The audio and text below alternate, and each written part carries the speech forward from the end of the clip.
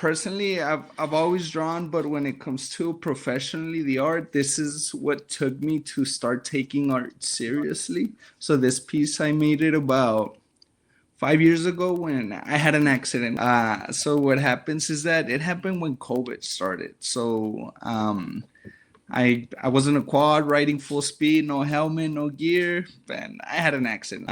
To me, art came in at that point in life when I felt trapped, and I guess that's what I wanted to depict in this picture. Like, I guess that's how I felt during that time. I felt trapped during those times, so I did the cubes transparent to emphasize that their mentality, their mental creations, our troubles, our traumas, they keep us trapped. So my message to the world with this piece is to break out of that box. That's when I realized I wanted to do art. It's a beautiful piece of artwork, you guys. If you get a chance to see it,